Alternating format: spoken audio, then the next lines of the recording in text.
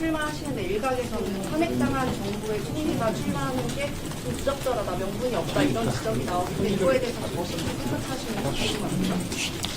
네, 탄핵을 초래한 이러한 그 탄핵에 의해서 초래된 우리 국민들의 충격과 그리고 정말 좌절과 어려움에 대해서 저도 여러 번 국회에서 죄송하다는 말씀을 드렸고 정말 송구스럽다는 말씀을 계속 반복했습니다.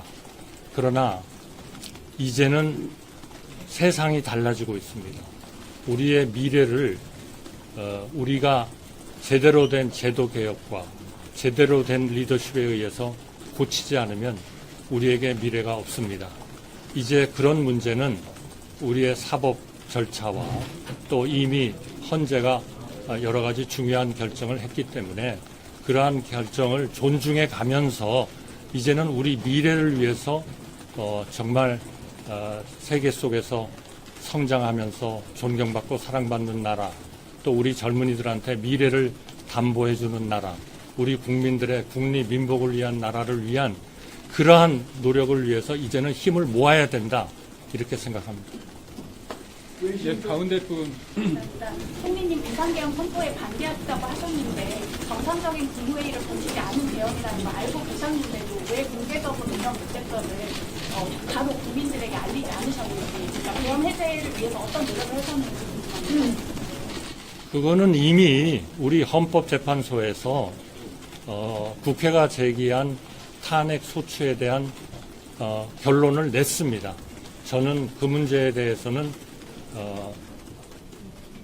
말하자면 문제가 없다, 이런 결론을 헌재가 냈고요. 국무회의의 그 흠결, 절차적, 실체적 흠결에 대해서는 저는 계엄 직후부터 일관되게 그 국무회의는 절차적, 실체적 흠결이 있었다, 그렇게 계속 증언을 했고, 또 헌재에 가서도 똑같은 내용으로 일체의 변함 없이 그러한 주장을 계속 하고 있고, 지금도 그렇게 믿고 있고 생각하고 있습니다.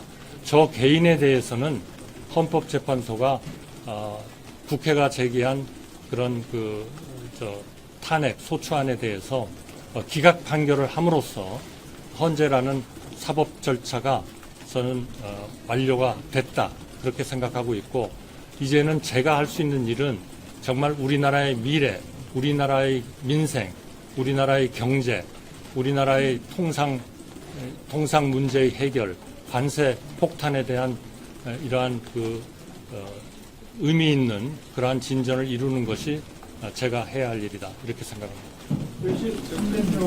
한 대행님과의 단일화가 가능하다, 이렇게 후보로 내세울 수 있다 이러는데, 다른 후보들과의 차별적인 한전 총리님의 강점은 무엇이 있을까요? 명분이 뭐가 있을까요? 글쎄요, 저는 사실 50년 동안 공무원 생활을 하면서 한 번도 제 자랑을 해본 적이 없습니다.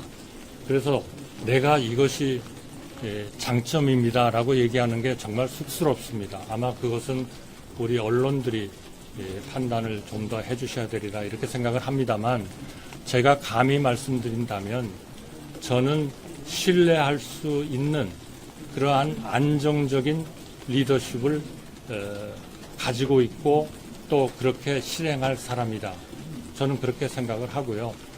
그래서 앞으로 저는 오히려 우리가 이러한 그 국내적인 대외적인 문제를 해결하기 위해서 아주 우리에게 절실하게 요구되는 것이 우리의 헌법의 개정이라고 생각하기 때문에, 이러한 헌법 개정에 대해서 찬성하는 분들과는 어느 누구와도 제 자신으로는 협력을 해나갈 거고, 필요하면 통합도 해나갈 거고, 노력을 하겠다 하는 말씀을 드리겠습니다. 총리님께서는 윤석열 정부 국무총리로 일해 오셨는데 지금 당 안팎에서는 이제 탄핵당한 윤석열 전 대통령과는 좀 절연해야 한다, 이런 요구가 나오고 있습니다. 그래서 이 대선 후보로서 앞으로 윤 전 대통령과의 관계 설정은 어떻게 하실지 궁금합니다.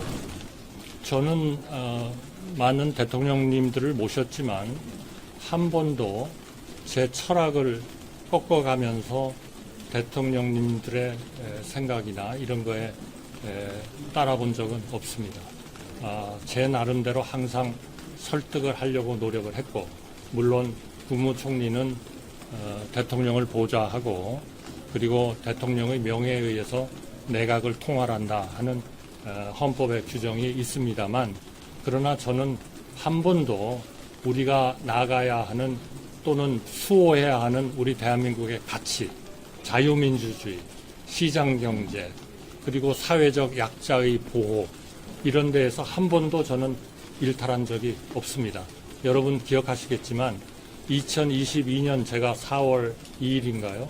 총리로서 지명이 될 때에도 인사말을 통해서 우리나라가 해야 할 것은 결국 그 국익 외교, 그리고 자강 국방, 그리고 재정의 건전성의 확보, 국제 수지 흑자의 유지, 그리고 생산성 높은 국가 경제 체제의 유지, 그러면서 경제학에서 이야기하는 총 요소 생산성이 높여지지 않고서는 우리나라의 지속 가능한 성장은 안 된다.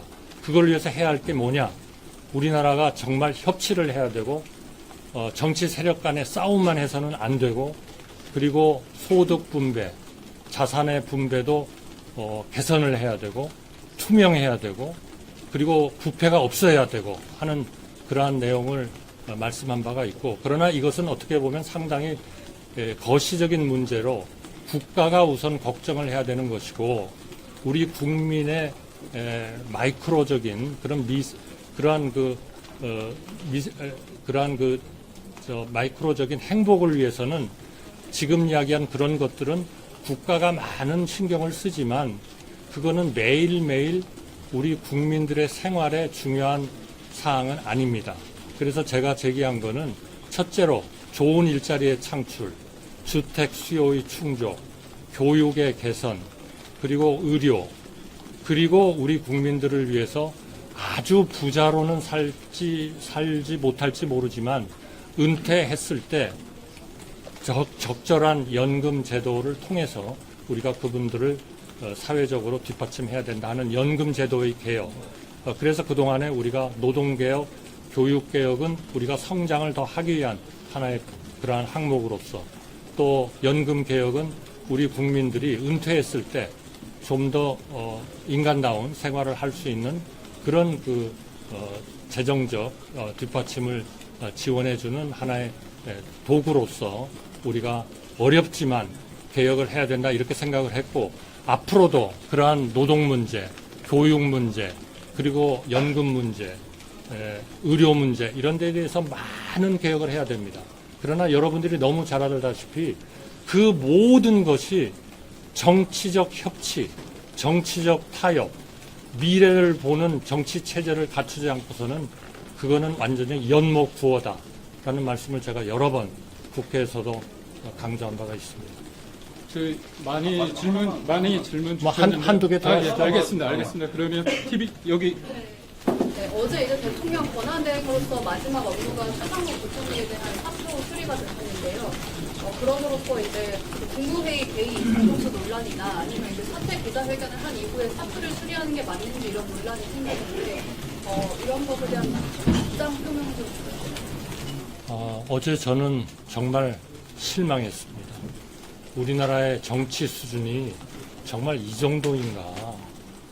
제가 이러한 우리나라의 미래를 위해서, 경제를 위해서, 또 통상의 회복을 위해서, 정말 우리 개헌을 위해서 이런 쪽에 고민을 하고 있다는 것은 뭐 상당한 시간 동안 아마 언론에도 보도되고 했습니다. 그래서 어제 제가 그 발표를 했는데, 저는 어떤 이유인지 이해를 못하겠습니다.